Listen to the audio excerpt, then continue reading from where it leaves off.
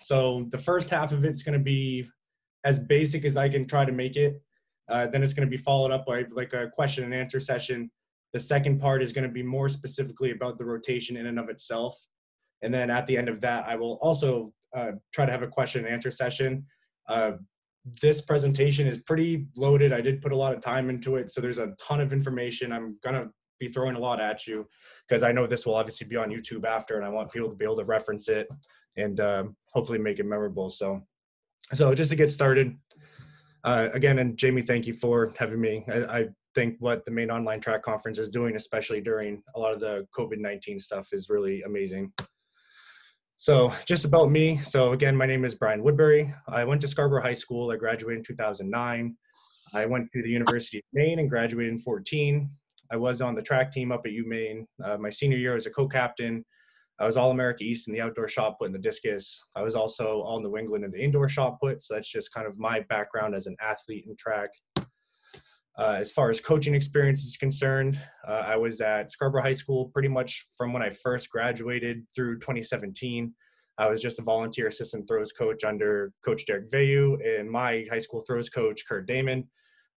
Obviously at Scarborough, we had a ton of success as a team and won a lot of state championships. From there, I moved on and decided to start private coaching, mostly because I wanted hopefully more kids to have access to quality coaching. So we could try to level out the playing field for a lot of schools that either didn't have coaches or didn't have knowledgeable coaches or what have you. So I started Slingshot Throws in 2017. We're still going. I'm the head coach and founder. So over the last 3 years, we've had a lot of really great success. That's largely in part to the athletes that I've been very privileged to have coached. So just to run down through some of it, in 2019, one of our throwers, Aiden Felty, won the New Balance Indoor National Championship in shot put. We've had 3 total New England championship titles with 2 different champions. They broke the indoor and outdoor New England shot put championship record. So Aiden broke it at 66.10. Matt Brady of Biddeford broke it at 64.3. Aiden did break the overall indoor shot put record at 67. We've been fortunate enough to coach state record holders in Maine, Massachusetts, and North Carolina. And we've helped develop athletes for 14 different NCAA Division I schools and 13 NCAA Division III schools. And just some of my education, I did finish my level 1 about a month ago, and I'm a registered coach with USATF. So, and just to get things started, so my personal coaching credo and philosophy, so it's something we've pretty much coined as the slingshot effect. It's something that I try to base everything I do as a coach around, and so I know what I'm looking for. So just to read it. So I think of the throw as an intense creation of combined rotational and linear energy, contained and redirected, to accelerate through and implement and apply force for the longest period of time possible. We'll go back and reference this a handful of times. Another one of our sayings, 1% better every day. So that can obviously mean a lot of things. That can mean just eating a little better that day, getting that extra rep in the weight room, doing that extra drill, just doing something every day to make yourself at least the tiniest bit better, because over time it obviously accumulates and helps you reach your goals. That could even mean making sure you get 8 hours of sleep the night before, whatever it is, just get a little bit better every day. Throwing is a meritocracy. I know I say this all the time too. Typically, you accomplish exactly what you want to if you put in the right work. So if you wanted to throw, 50 feet in shot put, it's obviously going to take a lot of work and you need to be committed to what you're doing. That involves everything I just mentioned: nutrition, sleeping, going to the gym, attending practice, not making excuses, and finding ways to accomplish the goal. Another one of our big sayings is BTFJ. I'm not going to say the F, but it stands for bring the juice. And the second part is BYOY, bring your own intensity. That's kind of the more politically savvy saying, I suppose.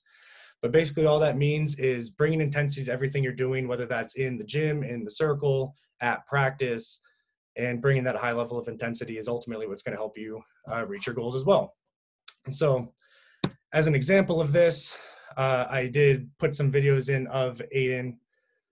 He's a perfect example, obviously, of our BTFJ philosophy. He brought energy to everything he did, and it, of course, paid off. He started coming to us as a 50 to 51 foot shot putter, ended up graduating throwing 67. he's from Massachusetts. He drove 2 hours each way, twice a week to come up and train with us. So he's just a perfect example of success through sacrifice, being passionate about what you're doing.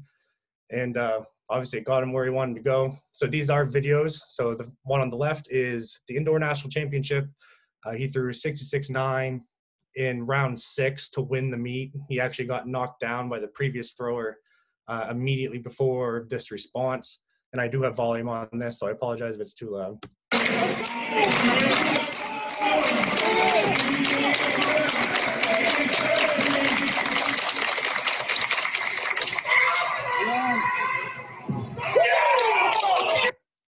So obviously from an intensity point of view, that's a do or die moment. That's either you're a national champion or you're second. He obviously put everything he had into that throw, and that was just conducive to all the training he did to that point. And then on the right, we have the overall New England record. He threw 67, and it's another great example of bringing a certain level of intensity to competition. Bring it, kids! Bring it!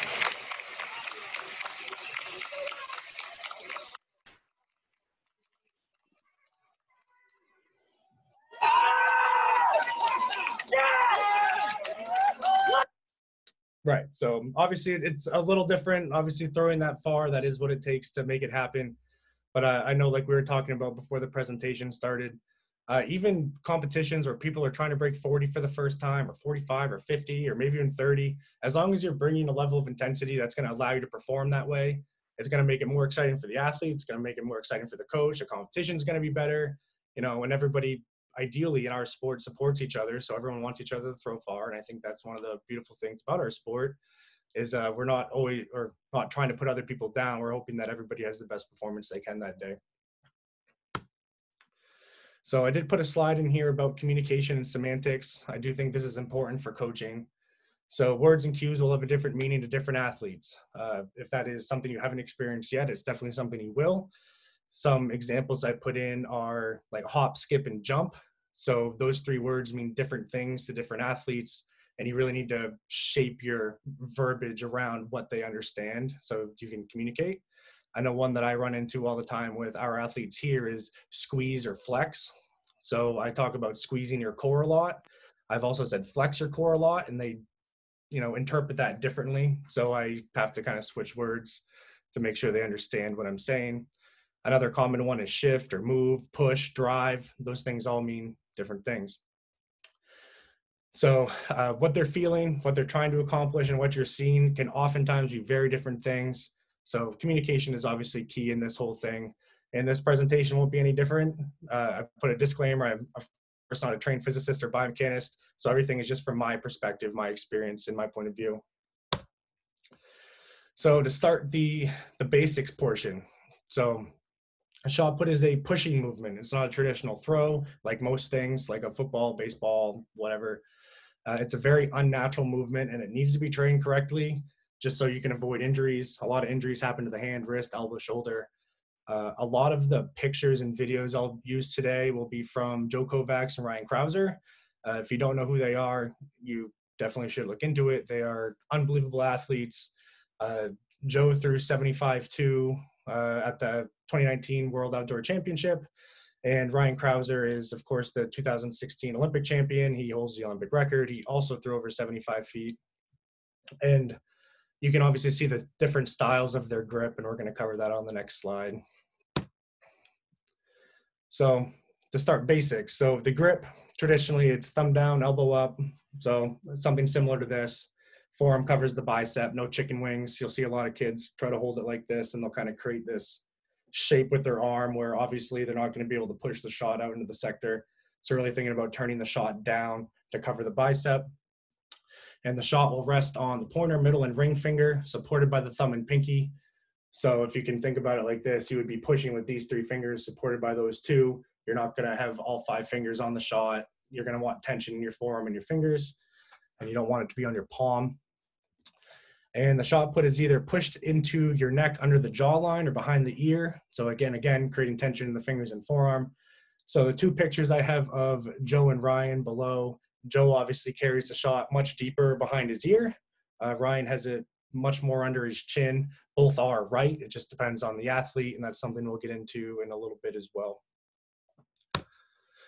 So foot placement, this is again for people just brand new getting started. So typically your natural foot placement can be found by doing a vertical jump. It's usually slightly wider than shoulder width apart.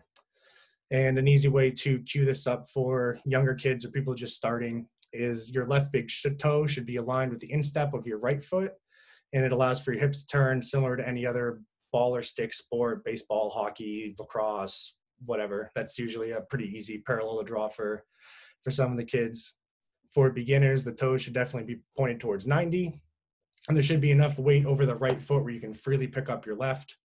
I did do a little graph design work down at the bottom to just kind of demonstrate foot placement. Everything that I have through here will be for right-handed throwers. So for left-handed throwers, obviously you'll have to flip some of the words. And then the other thing I made sure to add into this circle as well is the different degrees of the circle. So obviously 0 is the back, 90 is 90 degrees, 180 is the sector, and 270 is, of course, 270 degrees. 360 degrees would be, of course, all the way back around to 0. So I use those degrees and angles quite a bit while coaching. So yeah, really getting it started. So actually throwing or putting the shot, basically over the years, I've obviously been coaching for a while, and I've kind of just created what I call the stand throw progression. I'm sure it's something a lot of other people do.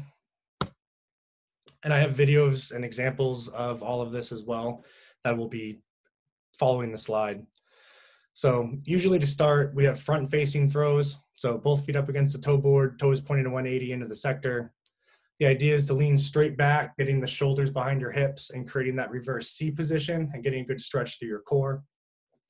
In this position, I do not coach the kids to have the shot on their neck in this position, and you'll see why in the following video.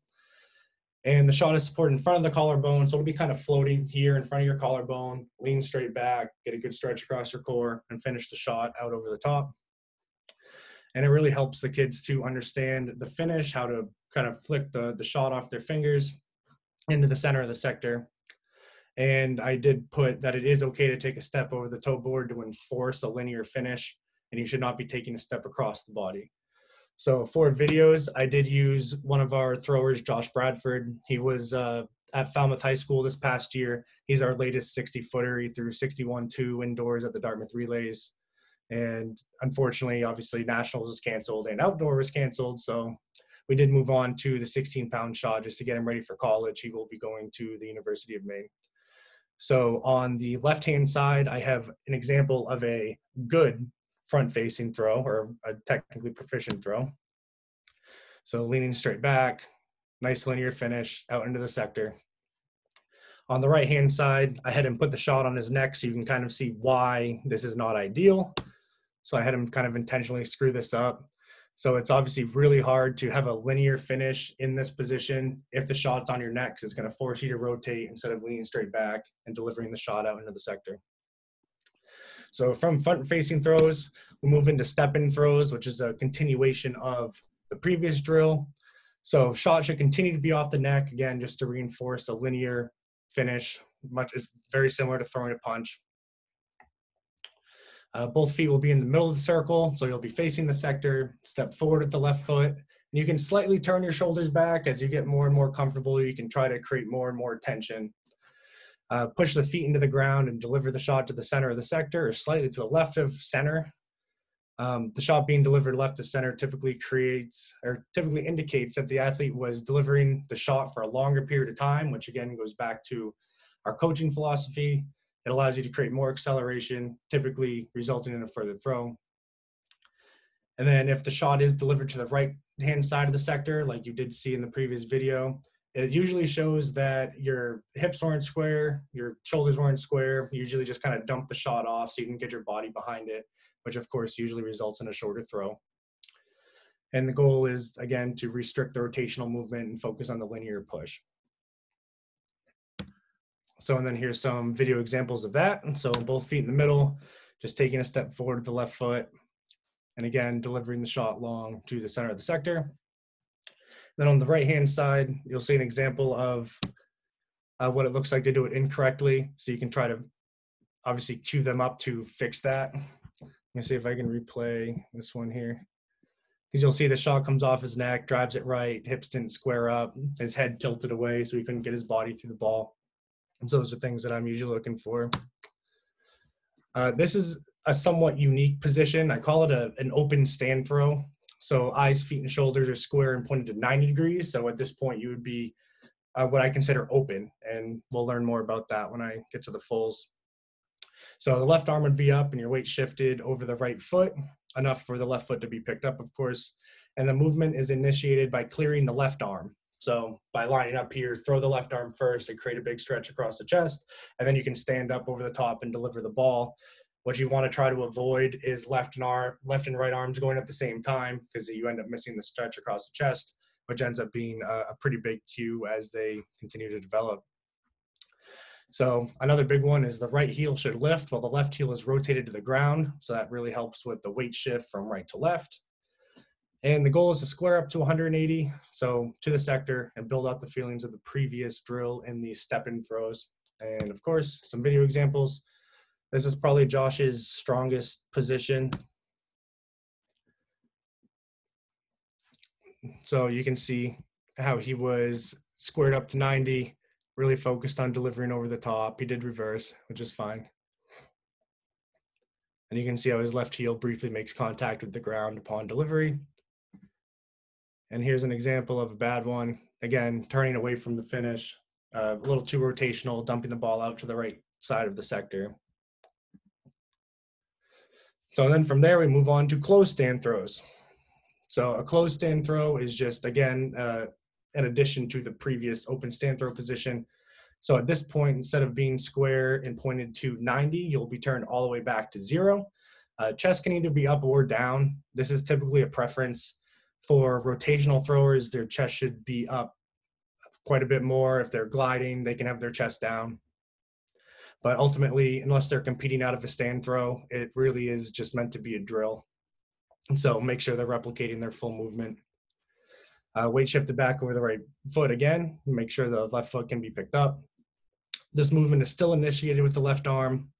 The right heel, again, should lift while the left heel grounds. And again, build off the open stand throw. I did put a note in here for a more advanced piece of this drill, where instead of having your hips and arm facing 90, turn all the way back to 0. So what that requires is you turning your left foot even more, so that way you can square up your chest and hips to 0. So it would allow for, of course, more rotation, and a lot more acceleration and power can be applied to the shot. So this is a trickier movement. So this is, again, more advanced. It's something you should build into, just because it will play with your timing. In the video, I do have Josh doing the more advanced stand throw, just because of what he's already accomplished. So you'll see his left foot turned all the way back with his toe facing 0 instead of 90 where it currently is. So it allows him to get the shot way behind his hip and apply power much longer to the shot. And then on the right, a somewhat poor example of just dumping it out to the right sector and not squaring the shot up with proper timing. So just some key points about everything that I just covered for the stand throw progression. So I know for me personally, again, just to speak about the semantics of it, I generally use stand throw and power position interchangeably. Typically, I'll say stand throw during drills and power position during full throws and drills. But again, they're all relatively the same. But as long as your kids understand how you're communicating, that's the important part. The throw distance should increase between the different positions of the progression, since a longer application of power is occurring. So typically what we'll do is, as they're warming up, we'll have a cone out for their front-facing throws. We'll mark their furthest. We'll have them go into step-in throws. We'll mark their furthest. Open stand throw, mark their furthest, so on and so forth. Ideally, what should be happening is they should be throwing roughly 3 to 5, sometimes further, feet between positions. Again, because they're applying power longer, so the implement should be going further. If for whatever reason it's not, that's a really easy way to address some technical issues they might be experiencing. So, and I do think the stand throw progression is important because it does teach the importance and concept of applying power to the shot for a longer period of time. which is going to be important as they develop either into shuffling, gliding, spinning, whatever they decide to do.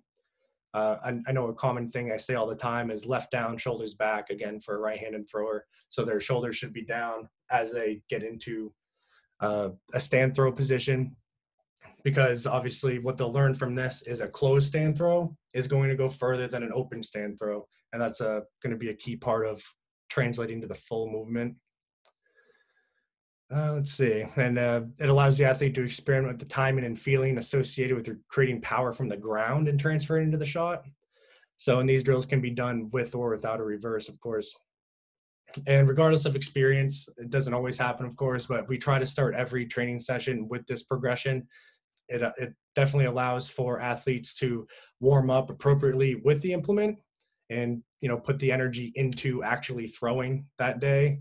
It also allows to work on special strength, which is basically a strength that is measured by performing the movement you're training for. So you can work on special strength by throwing heavier shots, lighter shots, rocks, logs, whatever. You can just find some heavy, awkward stuff for kids to throw, and it really helps them to learn how to make it go further. So it's an important experiment for the kids to work with. So additional drills to build on top of that, because again, this is for, again, basics, people just starting. So it's an easy way to put the shot in their hand, experiment with what it feels like, and put some throws out into the sector. So I won't read all of this, but an additional drill is a walking stand throw. So again, the idea is to get into the same position they were in before. And I do have a video example of me performing a walking stand throw. This was a handful of years ago now.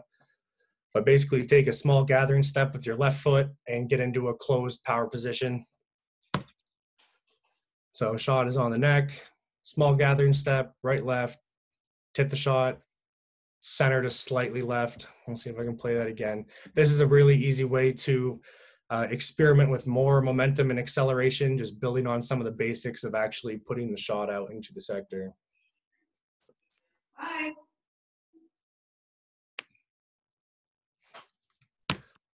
And to build on that, so I obviously previously mentioned this, but the idea of target practice. So this is something you can do out of any one of those drills.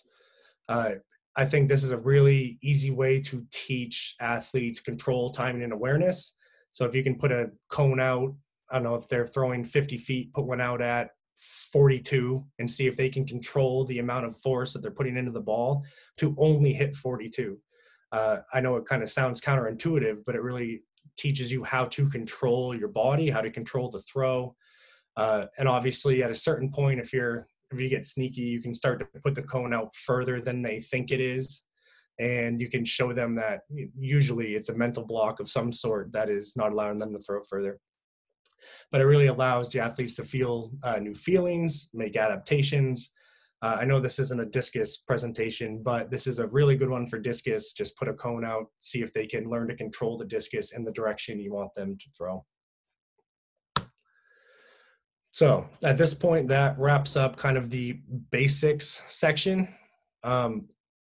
Jamie, I don't know if you want me to go through some of the comments, and I guess I'd have to find where that would be to answer questions. I'm comfortable if people want to unmute their mic and just ask questions before we start the second part, which we're going to dive more into the rotation itself.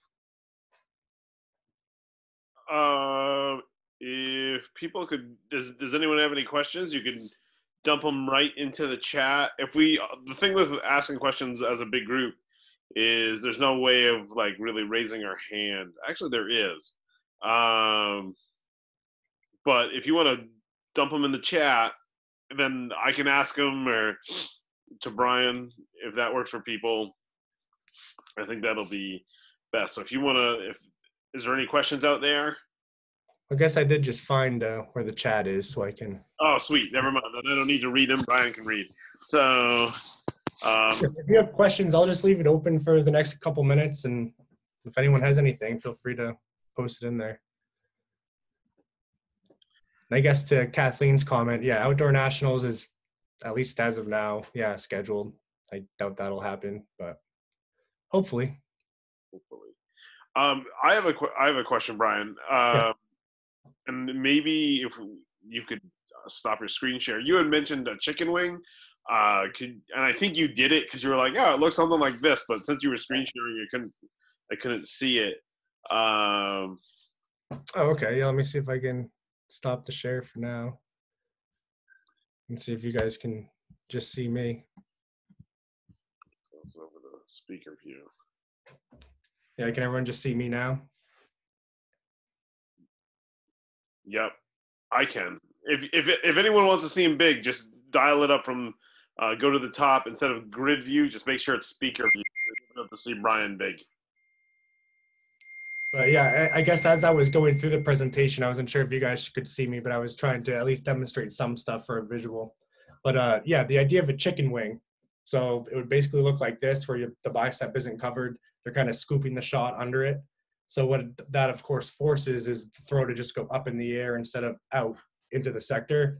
So I really look for the bicep to be covered. And obviously, all you really need to do for that is, like, a lot of people will try to have their fingers kind of facing this way. I'll try to coach the fingers pointed up towards the ear a little bit more because it's easier to, cover the bicep instead of being like this. Because this is usually what will result in quite a few injuries because they're usually going to try to throw it like a baseball. They'll turn their arm over. It obviously creates a lot of stress on the shoulder and elbow versus being here and being able to push out through the shot and flick your fingers at the end. Ooh, okay. Awesome, thank you. And a couple questions got posted, so. So let's see. So any suggestions for drills, workouts athletes can do on their own safely and without equipment? Yeah, I know one thing that we started playing with just kind of for fun from a special strength point of view, especially because of obviously COVID-19 and everything else, is just like throwing odd objects. I know it sounds crazy, but I have a bunch of trees we just recently chopped down, so I had the kids picking up a tree log and just learning how to throw that further and experiment with what it takes to make it go. So I would say that's typically pretty safe. I know I've heard of people picking up rocks just like by a river or the ocean, just throwing rocks in the ocean or the river. So there's a lot of different things that they can do. As far as drills are concerned, there's a lot of things you can do with a broomstick, a PVC pipe, even just with a towel in their hand, just like bunch it up and tape it, and they can throw that into a wall in their garage or whatever. So there's a lot of different things. If you want to brainstorm after, of course, my contact information will be at the end of this. So feel free to send me an email and I can come up with more stuff without being put on the spot for it. The next one, let's see. What age do you start teaching rotational throws? I guess the easy answer to that is it depends on the athlete. If you know that they have the ability to spin, I would just start them. If they're throwing discus, definitely just start them. It makes it easier to learn the movement without having to learn essentially two different sports, especially with the rotation and discus and then the glide and shot. You are kind of forcing the athlete to learn two different things. Granted, the rotation for the shot and disc is different. It does allow for more carryover between events. So just to use myself as an example, I transferred to the University of Maine as a glider. I did end up switching to the rotation. It took me, I don't know, 6 to 8 months to start to get comfortable with it, which is, of course, pretty normal. And I had never thrown discus before, really, before that point. And I was able to just pick up the discus and throw it pretty well for just starting out, because a lot of the things I learned in shot carried over to disc. So I don't know. I guess my preference would be to just start them with rotation right after they can learn to do a walking stand throw, so they understand the linear concept of delivering the shot. So when they rotate, ideally there's going to be a linear aspect to it. If it's something that they have a harder time grasping, you can just teach them to either shuffle or glide to really reinforce the linear delivery and then move them on to the rotation. But obviously there's a pretty big trend in people rotating. Typically the people throwing the furthest are rotating. That's just kind of how it is. It applies to more athletes. To be a glider and throw super far, you need to be a pretty special athlete. You need to be very, very strong. So let's see. And Missy, you're welcome. Thank you for the comment. I appreciate it. And Jeff, all right. Do you think a young thrower or shot putter should learn the glide before learning to spin? Uh, Again, I guess it depends on the athlete. I don't think it hurts at all to teach them to glide first, because again, you can reinforce a lot of the linear concepts of the rotation. Because I know a lot of people, especially the kids, will hear spin and they'll literally think spin in a circle and throw the ball. And of course, on this next part of the presentation, we'll cover the rotation. Uh, I coach the rotation as a very linear movement. It does have obviously rotational aspects, but I don't teach it as far as spin around and kind of hope it goes into the sector, which I know is what a lot of kids think. Matt, thanks for coming. What is the most important lift for throwers? I'm a firm believer in push press and deadlift. I think push press has the most carryover, again, because you're front loading a bar, you're getting into your legs and hips and learning how to get triple extension from the ground into the weight. Deadlift, I also think, is important. As important as it is physically, I think it's also really important mentally to know that you can rip some heavy weight off the floor. I think there's a lot of mental learning about yourself that you can do with the deadlift. So it's a lot more than just throwing. The weight room will teach a lot more than just being a better thrower. It'll teach you a lot about yourself, overcoming adversity, believing in yourself and your ability. So those are some important ones. Let's see. Largest mental block you notice with throwers? I guess just speaking from experience of what we've done at Slingshot is usually they get pretty good pretty quickly and no one really knows because there aren't any meets or competitions. So then by the time the season starts, it's like you've put on 8 feet. No one really knows. You need to learn how to compete at a much higher level than you're used to. I think with throwers, a lot of it is confidence in your ability, especially because it is such an individual sport. Like when you step into the circle, it's only you. You're the only thing people are watching. So some people can really thrive off of that. A lot of people just crumble. But I think a lot of it goes back to bringing your own intensity or BTFJ or whatever you want to call it, and really showing up, being confident in your ability, know that you're going to perform well that day. So typically the mental blocks are in competition. Daisy, don't throw. Do you do any plyo work? So I try to, as much as I can, have plyo work daily. So even on days we do throw, we try to do some plyo stuff. I usually have the kids throw first, then we go into the weight room. It usually takes from start to finish roughly, and I know it's kind of crazy, roughly about 3 hours. We'll usually throw for an hour and a half, and then we'll probably lift for an hour and a half. And we try to build plyos into everything we do. Let's see. In a meet setting where throwers have limited time or throws to warm up, what would you have them do for a progression? That's actually a really good question. And that's actually something that I put into the weight room too. And I'll talk about that in a second. But as far as the meet, typically I'll have them take a stand throw and 2 fulls, and then it's pretty much just time to go. That's kind of the nature of competition. And ultimately, unfortunately, that's just how it works out sometimes at meets. But obviously no one will start, be there at least an hour early so you can start to mentally prepare yourself. You can still do a lot of warm-ups like stretching and jogging and whatever you feel like you need to do to prepare to compete that day. But to bring that back, so the idea of where throwers have a limited time. So I intentionally do that in the weight room for this reason. So for example, in the weight room, I typically have the kids warm up with a 30-calorie row for time, which to me is a good indicator of the amount of force they're able to produce. So typically my 60-footers can row 30 calories in roughly 36 to 45 seconds or so.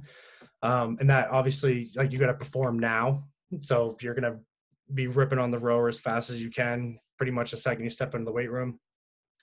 And then what I typically do after that too is warming up in the gym. This is going to sound silly to a lot of people, but I'm not a huge believer in, let's say if you're squatting, doing the bar for 10, and then putting on like 95 or 135 and do it for 10 and like easing into lifting. I really believe in just like pedal to the metal, lift the weight. Your first set is your warm up for this reason. You need to be ready to typically perform now, especially if there's a lot of variability at meets. You never know what's going to happen. You need to be ready to hit the gas at any moment. So I try to teach that in the weight room too. Usually our first sets are somewhere around 65 to 70% of their 1 rep max. So it's a weight that isn't obviously going to kill them without warming up, but it does make you mentally prepare and be physically prepared before you get in the weight room. And that's a lesson that you can bring to meets. Let's see. What type of plyos are you doing? So we do a lot of obviously box jumps. That's kind of the really easy one. I usually do quite a bit of volume. So I know we do an EMOM, which is an every minute on the minute of 10 box jumps. So it's a 10-minute time clock, every minute on the minute, 10 box jumps. So the faster you get through your box jumps, the more time you have to rest. So we do a lot of plyos like that. Sometimes we'll work in plyos, just doing like push-ups, clapping push-ups, whatever it might be. But we don't do anything, nothing crazy or super innovative in plyos. I think that you can get away with just the bare bones for that stuff. Let's see. Do you have a progression of what you like to work through in a season?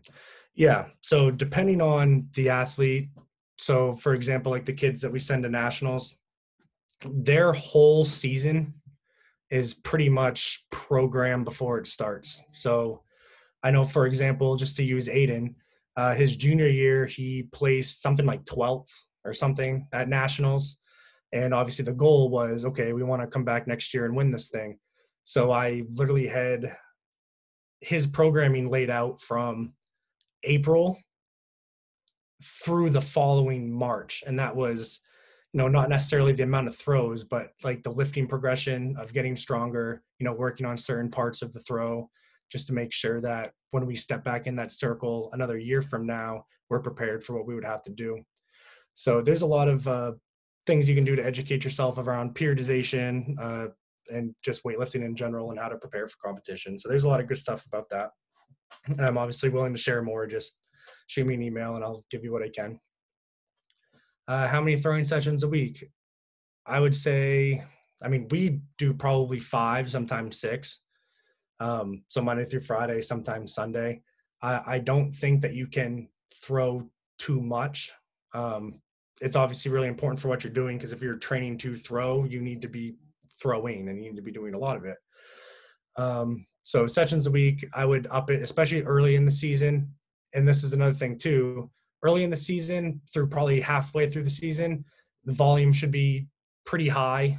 I don't really back off of my programming until about 2 weeks before championship meets. So I always tell the kids this all the time. No one's going to remember what you threw in a dual meet. No one's going to remember what regular season meet you won. Ultimately, at the end of the year, no one cares. They're really just going to remember how you competed at states, New England's, nationals, whatever the big stage is for your athlete, conferences, whatever it might be. So, and that's part of the periodization, is understanding what the goals are for the athlete and preparing them for that. There's really no sense in trying to have kids PR in the first meet if they're gonna crumble by the time the meets count. So let's see. So as far as the progression of the season, the goal is to try to PR every meet, but it's okay if it doesn't happen. The goal is to learn how to compete and just stay consistent. Let's see. What is your suggestion for lifting cycle and the short hands-on period for high school outdoor track? Yeah, so that's a good point that we were kind of talking about before the meeting, is just the idea of no contact periods and all that stuff. It really takes away from the athlete's development. So some of those rules are crazy. But the lifting cycle, so I guess it would have to start early. So I know I'm obviously in a different place where coaching track, I do it privately, so I can pretty much program whatever I want. But my suggestions for people that are restricted by high school rules is, again, to periodize your program. So if you know you want them to win states or be all state or go to New England's, your lifting cycle has to start 10 to 12 weeks before that to get them ready to perform at the highest level possible. So the lifting cycle would have to start before outdoor. If you're starting like when the season starts, it's most likely already too late to get the best performance you can out of them at the time. Because really peaking has to do with a high volume of work and then tapering as you get closer to the big meet, so you feel better and healthier and more explosive and all those good things. So the only way to peak is by having a very heavy workload weeks and weeks prior. So it's not something you can try to catch lightning in a bottle. But all right, I think that's everyone's questions. Thank you, everybody, for submitting questions. That was definitely a lot more than I was expecting. So thank you. So let's see. We'll get back to the presentation.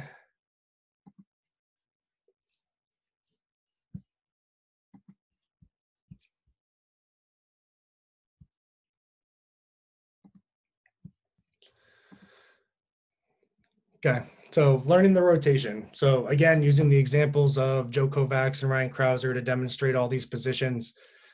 So this is Joe's PR of 22.91, so 75 feet, 2 inches. Obviously remarkable. It was like the furthest throw in the world in the last, whatever, 20 something years. It was incredible. And Ryan Krauser throwing just 1 centimeter less at 22.90 in the same competition. Obviously absolutely wild. So obviously USA shot put is in a really strong spot. We have the best shot putters in the world by quite a wide margin. So we have a lot of really great examples to learn from here in our own country. So Joe's throw, this was in round 6 as well. So talk about coming up big to win a world championship. Play that again. Yeah, it's pretty incredible. And then we have Ryan over on the right. 22.90. Now I know a common thing that people will say about Ryan is he looks slow. And that's honestly far from the truth. Like when you line this guy up with other guys, he's moving just as fast. He just has a very different build. So, and we'll get to that in a second. So just to reinforce what we talked about earlier. So coaching credo and philosophy. I added some other things for the rotational aspect of training. So one of them is let throwers train like throwers. I would say this is probably one of my biggest pet peeves as a private coach that has kids go back to high school programs is if you have athletes that just want to throw, just let them throw. There's no reason for them to be doing 400 repeats and going for mile runs and all of that stuff. Obviously, sprint still has a place as far as obviously fast twitch muscle fiber and being explosive and all those sorts of things. But obviously, you got to let throwers train like throwers. That's ultimately the secret, is allows them to specialize and focus on one thing. Obviously, if they want to run the 40 or the 55 or whatever in a meet, if that's something they want to do, then have at it. Another big thing I say a lot is technique is unique. So the idea of mechanics versus style. So just from the 2 videos you watched previously, Joe and Ryan obviously throw very differently, but the mechanics are the same. So their style is very different, but there's obviously a lot of overlapping similarities between them both. And then as you do more and more research on the shot put, guys like Adam Nelson, Reese Hoffa, Christian Cantwell, all these guys that have thrown well over 22 meters in the past, which is roughly 72, 73 feet, they all throw vastly differently, which is an important lesson that took me many, many years to learn, is there is not a right way to throw. There's right mechanics, but there is no correct style. You can personalize your throw in many different ways to fit your own ability. Technical errors are typically a result of the previous part. So we'll cover that here in a second too. But basically what that means is if there's a problem on the finish, it's most likely due to an error in the entry. Again, throwing is a meritocracy and the idea of bringing your own intensity. So I did put up some numbers of Ryan Krauser and Joe Kovacs. So I do think this is important to understand who you're looking at. So Ryan is 6'7", 320. He's obviously not small in any way, shape, or form. Joe Kovacs is 6 foot 295. So vastly different builds. Obviously, Brian being 7 inches taller is huge, another 25 pounds.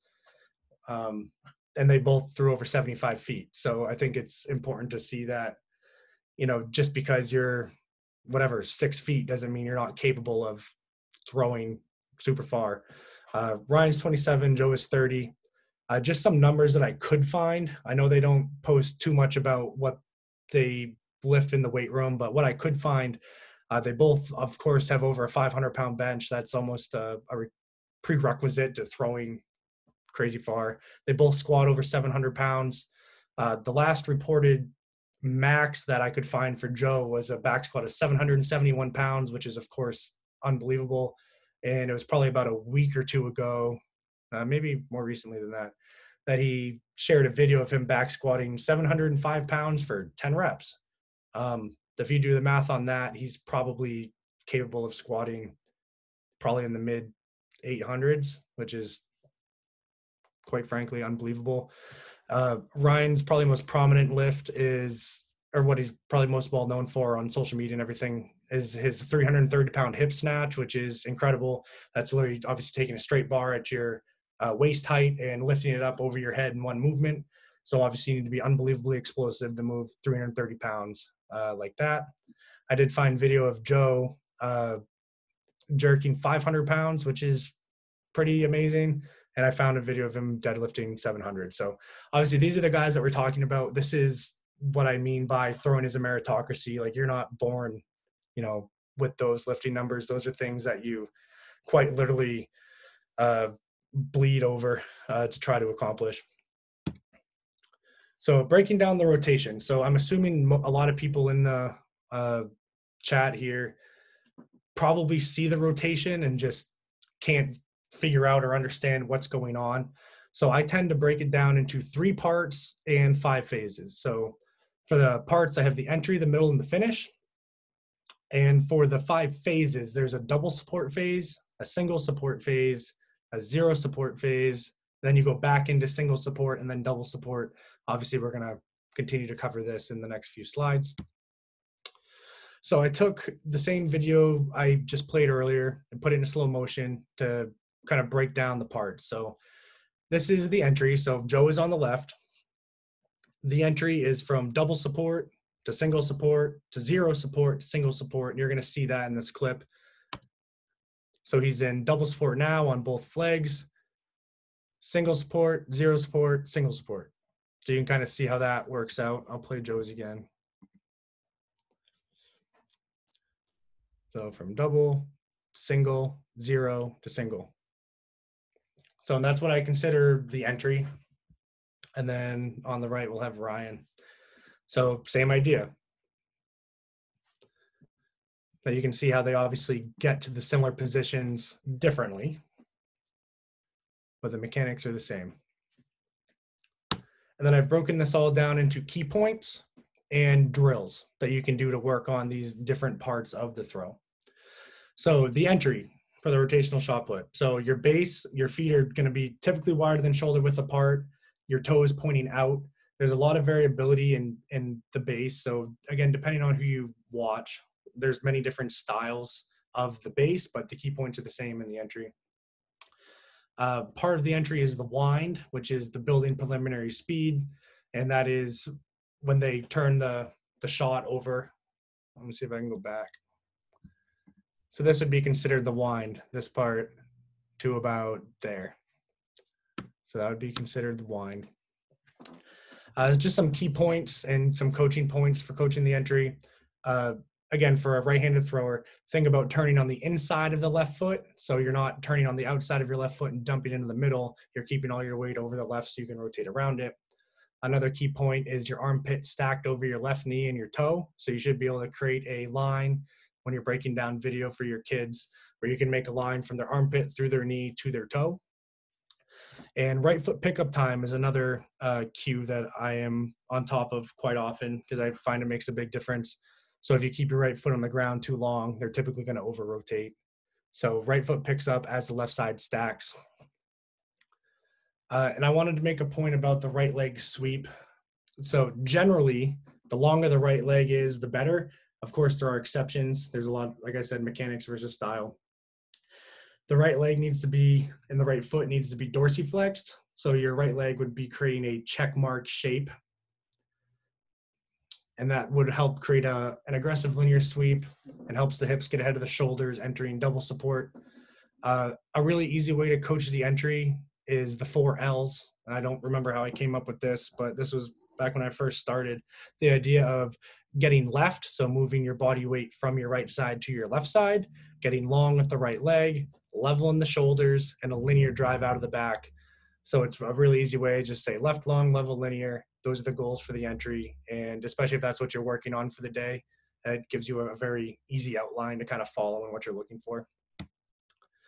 Here are pictures of both of them in that single support phase. So it's kind of hard to tell from this angle. It's because it's probably a frame or two too early before their right leg kind of creates that check mark shape. But you can see that their right leg and their right foot is, well, just about to be dorsiflexed, but they're leading into the circle with the inside of their right leg, not their right knee, not their right toe. It's a sweep. You can almost think about using your right groin, if you will, to sweep to the middle of the circle. You can see that their shoulders are, of course, virtually perfectly level.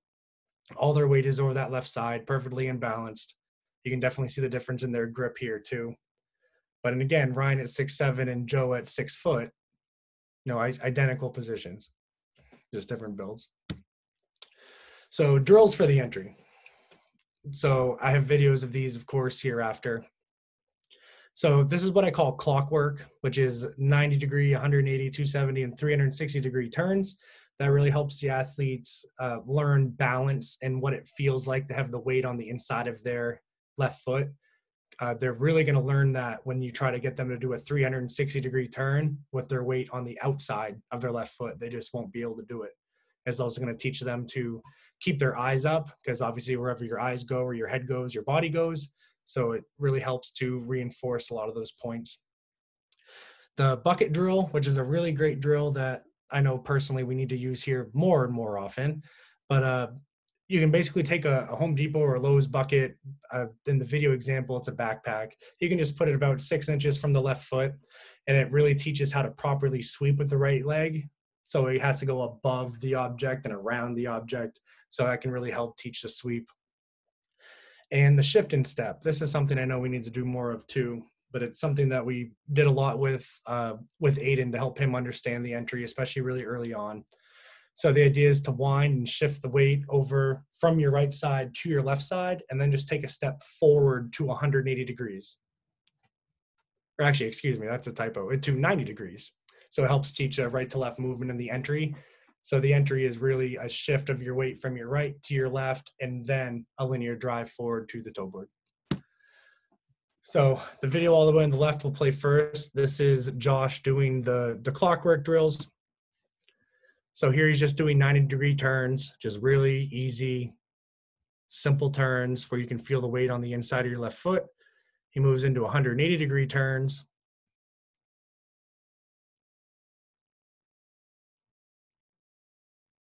And again, you'll have to keep the weight on the inside to make that happen.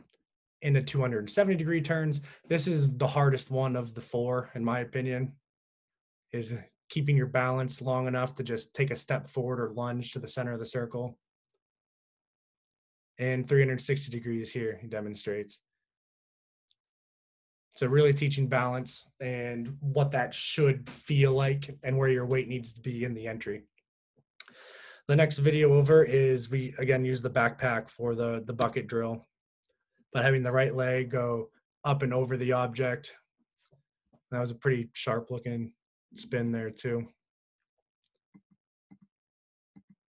So here, where I have it paused, you can see armpit stacked over knee and toe. Right foot's right about, or just about to come off the ground. Up and over the object, right leg dorsiflex, and you can kind of see that check mark shape I was referring to with the right leg.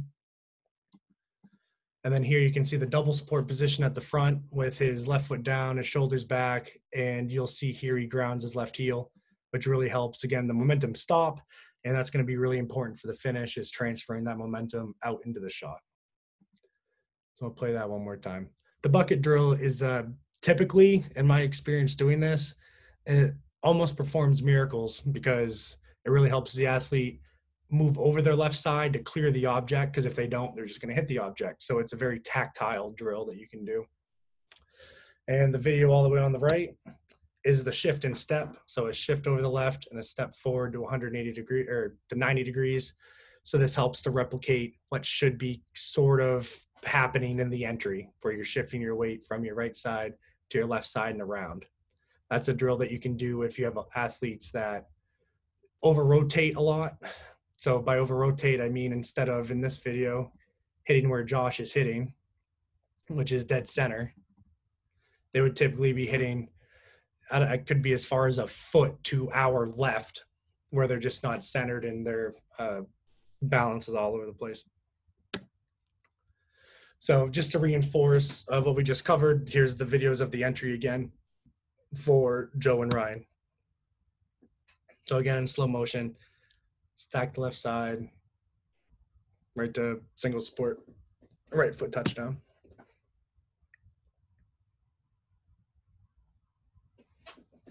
Okay, so then from there, we move on to the middle. So the middle is from single support to double support. So this is usually a quarter second phase of the throw. We'll play this again in slow motion for Joe. So to double support there, right before the finish, and same thing for Ryan there in double support right about the finish. So key points for the middle. So the right foot and the toes touch down to the circle, and that right foot has to continue turning in order to get the hips ahead of the shoulders. If that right foot comes down, and typically what will happen is they'll drop their heel, so their right foot can't turn anymore. That usually is going to force them to dump the shot out into the right sector, because they're not going to be able to get their hips in front. And keeping the heel elevated, of course, helps to reduce friction through the middle. Left leg heel height, I think, is really important. I know it's preference. I have some athletes here that have a very low left foot, and I generally prefer a high left heel. So you can almost think about, as they enter the middle, doing a butt kick. So that way their left heel comes up and snaps down. If you keep your heel too low, just in my experience, I know a lot of coaches like the idea of having a low left heel because they're closer to the ground. It tends to create a more rotational finish, which again isn't wrong depending on the athlete. Some athletes might have better results with that, and that's where, as a coach, you need to be able to make that decision. But generally, having that higher left heel allows for a much more linear finish. And then here I put squeeze or tighten, again, depending on the semantics. Core to create resistance to the rotation, and that really helps to capture the separation between the hips and shoulders. So typically, as our athletes enter the middle, I tell them to either flex, squeeze, tighten their core, because that's going to help prevent over rotation, and it's also going to create a ton of torque and tension that they can put into the ball. So some simple drills for the middle. So half turns and wheels. We'll watch a video here in a second, but right foot in the middle, push off the left foot to get into a strong power position and double support. And this can really help to isolate technical cues. So as you're working on different parts of the throw, if there's something in the middle to the finish that you really want to reinforce, this is a really easy way to take out the entry, and it really allows you to really focus on a very specific point. Step and half turns. So this is just to build off of the previous drill. So both feet in the back of the circle, step forward and then go into a half turn. So it allows for a little more momentum and a really focused effort on making sure the right foot is turning. And half turn repeats. So this is just continuously doing half turns. Really helps to feel the weight over the right foot and the axis that you're rotating around. We try to do some med ball tosses in there too. So right as they're about to get into double support, throw them a med ball so they can learn to catch the shot deep with the most separation possible, the most torque. And you can obviously use light med balls, heavy med balls. There's a lot of different things you can do with that. So here's some videos. So left to right, we have the half turn, step and half turn, and then the half turn repeats. So the half turn is simple. I didn't have him throw it, but you can still see push off the left foot, get into a strong double support position with the left heel down.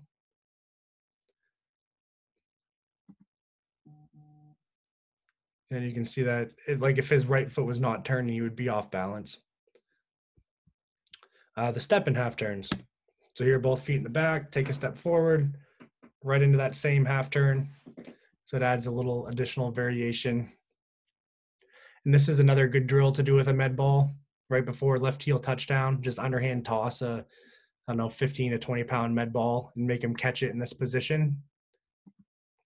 And that way they don't land in that open stand throw position we talked about earlier. And then the half turn repeats. So this is just doing half turn after half turn and really feeling your weight over your right side.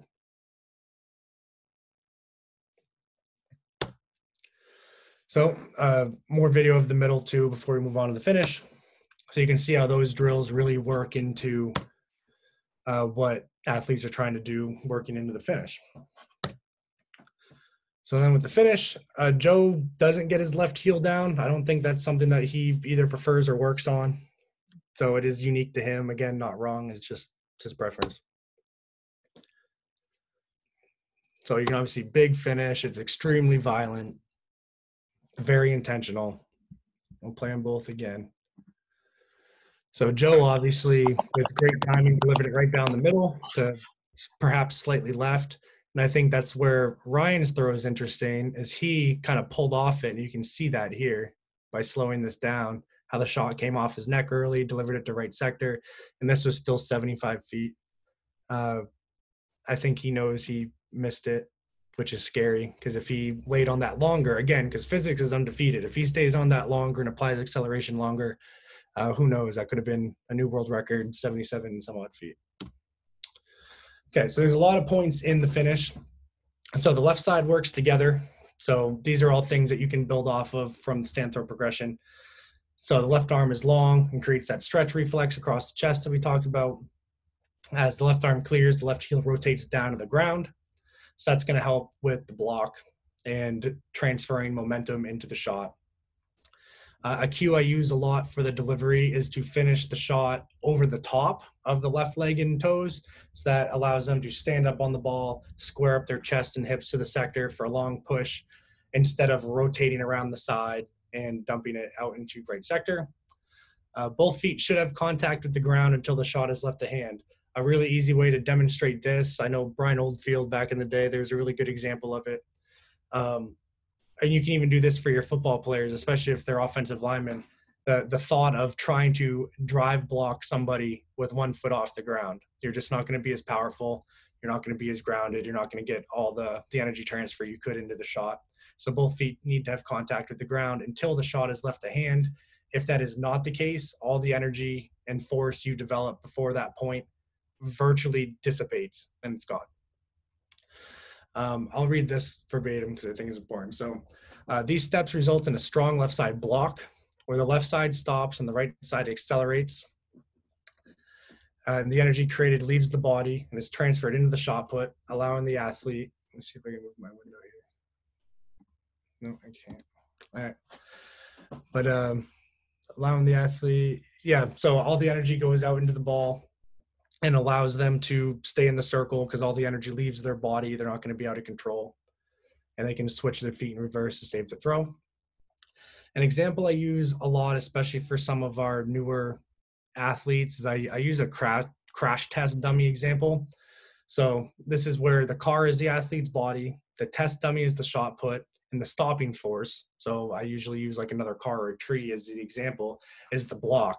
So once that car going whatever 60 miles an hour suddenly hits another car or a tree, whatever's inside the vehicle is obviously going to explosively propel, and it obviously results in the test dummy going out the windshield. So it's a very similar metaphor for the block and the finish and shot. All that energy hits a wall and all that energy is transferred out into the shot. The shot should be lined up in front of the right shoulder with the elbow up. So that goes back to the very beginning. And the finish is through the fingers with the fingers pointed toward the eyes or the ear. So if you turn the shot over, you have a too rotational of a finish and the fingers will be pointing towards the sky. That's obviously a technical error and sometimes will result in actual injuries to shoulder, elbow, wrist, fingers. I mean, it obviously happens. I know myself throwing, There's been a couple times where I felt my fingers touch the top of my forearm and it does not feel good. And it usually takes a couple days to get that sting out. And at that point, practice is typically over. So you definitely want to make sure that you're reinforcing the basics. And the finish is a violent and intentional movement. So of course it cannot be passive. It needs to be aggressive. And that goes back to the intensity portion. So if you, whatever, pick up a shot put and just kind of lightly toss it, which I'm sure you've seen athletes do, they just kind of dump it out there versus aggressively trying to put it out there. Like I'll have, sometimes I'll use baseball as an example. Like if you're a pitcher and you're trying to throw 100 miles an hour, it's obviously going to take some intent. So just drills for the finish. Back to basics is a good one in the stand throw progression. So obviously by doing that every day, you enforce a lot of good habits. And non-reverses. So in a non-reverse throw, the goal is for the athlete to stay on the ground through the release. So they would not be reversing, switching their feet, or whatever you call it yourself. And non-reverses can be done with stand throws, half turns, fulls, or virtually any other drill. So, and here's some more video just to reinforce the finish. You'll see how both their feet are in contact with the ground until the shot is gone and out of their hand, or just slightly before. I'll play those two again. And the shot's in front of the shoulder. The fingers are facing the eyes or the ear. You can really see it in Ryan's.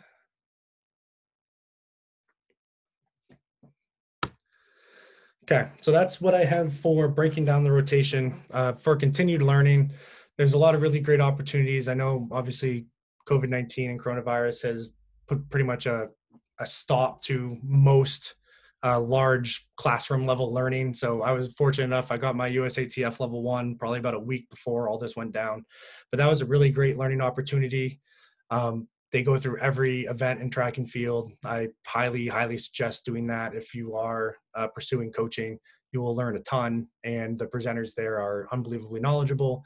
USATF campus, they have a bunch of online classes and courses that you can take to either reinforce or learn something new. And the United States Track and Field Cross Country Coaches Association, so the USTF CCCA, they have specialist certifications in every event grouping. So I know me, myself, at the end of this month, I'm going to take the throw specialist certification. They're doing it online, I think, for the first time. It's typically something you would have to travel for. So it's a really great opportunity to save yourself some money on travel and get that certification done. I have no doubt that is going to be unbelievably informational and helpful. And I'm sure I'll learn a lot from that. So I definitely recommend continuing your education there. And just so you know more about Slingshot, who we are. So obviously we've been around for a couple of years. I am based in Scarborough, Maine, so I am local for most of you. I do have one-on-one throws coaching, group throws coaching. I pretty much specialize in shot put, discus, weight throw, and hammer. I don't do anything with javelin, mostly because I never threw it, so I'm not super comfortable teaching javelin yet. That is something I'm of course working on. We do monthly memberships, weightlifting, and personal training. If you guys have any questions at all, please do not hesitate to reach out with me, especially around the presentation. I know I threw a lot at you in about the last hour and 15 minutes. So definitely feel that you can reach out to me and clarify. Feel free to email me, and my website if you want to just know more about us or what have you, slingshotthrows.com. So at that point, the presentation is complete. Thank you so much. I appreciate it. I'll go right back to the chat here for questions. Because again, I know I threw a lot at you, so I'm comfortable spending some time answering your questions here.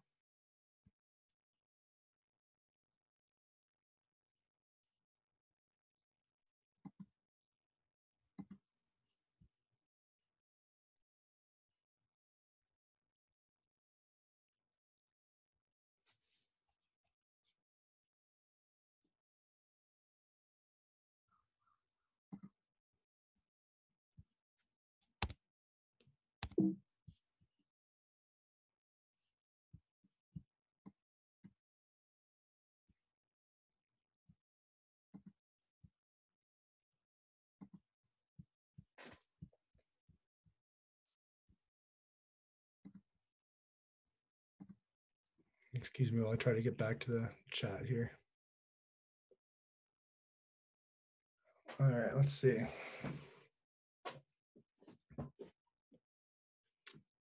So one of the questions, what is the youngest athlete you coach in your program, or what is the youngest age you will take in your program?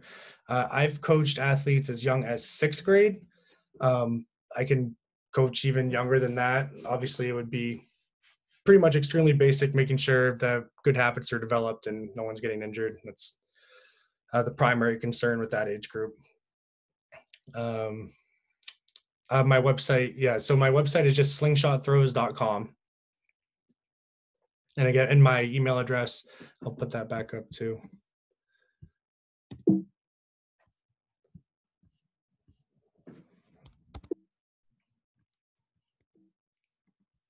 I was going to try anyway. Let's see.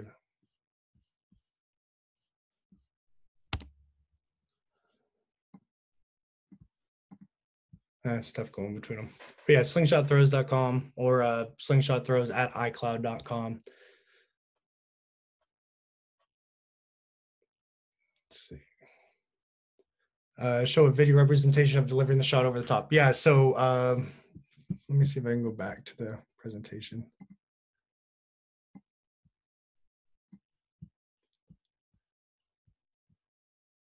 We'll go back to the videos of the finish here.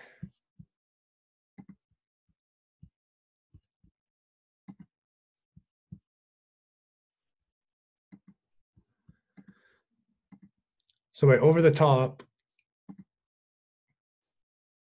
I mean that the shot is delivered over the left side. So Ryan's finish, in my opinion, he didn't quite get over the top. So that's an example of how it just kind of came out to the right. He kind of missed the shot a little bit instead of finishing over the left side, which is what Joe does here.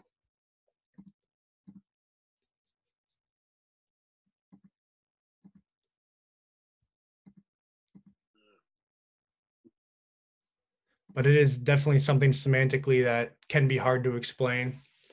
But basically the idea is the shot stays on the neck, your body is square to the sector, and you keep the shot in front of your shoulder. It's something that's really easy to teach with like a med ball. Like if you had them hold a med ball, if they're going to try to throw it for distance, more often than not, or most likely, they're going to literally stand up with the ball and deliver it up over their left leg to deliver the ball, instead of taking it at their side and just rotating and dumping it out to the right. I'll see if I can put myself back on here. Hopefully you guys can see me. But basically by finishing over the top, it kind of goes back to the earlier examples of like the front throws. It's finishing over the top and delivering this way versus catching the shot back and just rotating and having it dump off out into the right side versus standing up on it, keeping it behind or in front of your shoulder and delivering the shot long to left sector.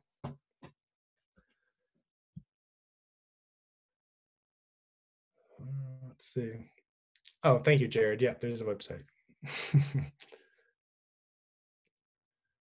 Let's see. Oh, good. A lot of my athletes are in here. So Matt, did you tell them about punishment after mock comps, sprints and rolls? Okay, I'll explain this stuff. So typically we try to do mock competitions. We haven't been doing much lately, obviously, because of the scenario with everything else going on. But yeah, so we'll try to do 3 to 6 throw mock comps. So basically we'll put on a mock competition, get out the tape measure. I'll try to have some kind of clipboard and we'll do the best we can to replicate a meet. So the idea is to, of course, win, step up and throw really well that day. If they don't do well, try to give them some sort of quote unquote punishment. It's usually just conditioning of some sort. And it really kind of ups the ante a little bit where it's like, okay, it's put up or shut up time. And this is something that I did a lot in years past. So obviously I always go back to the example of Aiden winning nationals in the 6th round. Like it's all on the table. It's do or die. Put up or shut up. So it's either like you're going to come out and win or you're going to essentially pay the price with punishment, quote unquote. But usually that's obviously just for fun. Matt's being dramatic, of course. Let's see. Will you be posting clinics and workshops on your site or Facebook page? Do you have a timeline? Will you be able to start offering one-on-one sessions? So I don't have anything yet. I'm still trying to play by the rules, of course, with everything else going on. But once all this is over, I have plenty of availability. Slingshot throws is my primary concern and what I put the most effort into. I do have another part-time job, but most of my time goes into developing athletes here in Maine and the handful that we have come up from Massachusetts. So definitely feel free to get in touch with me. I'm more than willing to help explain things, hopefully teach you something if I can do that for you. Just let me know. I want to make sure I'm available to everybody.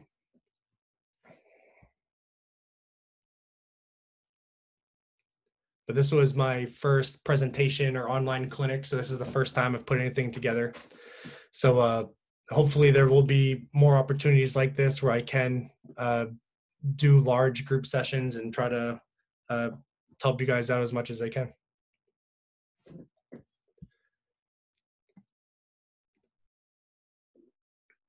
Well, we want to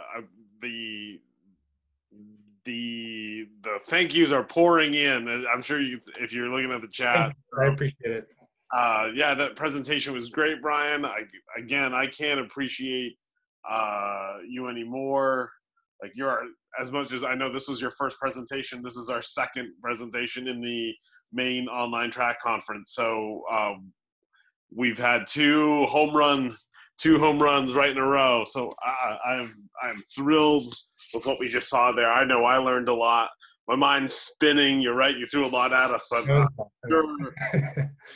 but it's recorded, so take it. I urge everyone to take some time to digest it and then come back at a later time, especially when we get an opportunity to use some of this stuff with athletes. I think it's going to be great. Mark Dennett in the chat posted I'm going to post it again here. There's a link. There's a quick survey for everybody. If you can quickly fill that out for us. I sent it privately to Mark Dennett. I don't need to hear from him. I can hear from him all the time. But if you want to fill that out, that's going to help us make more content or bring more content to you either this summer or either this spring or in the future. Right now we're booked all the way out till June. I'm working on one more presentation with Chris from Chris, the sprint coach from UMaine, but it's going to be a great spring. So I thank you all for joining this session. Brian, thank you so much, and we will see you guys later. Thank you, Jamie. I appreciate it, and thank you guys for coming.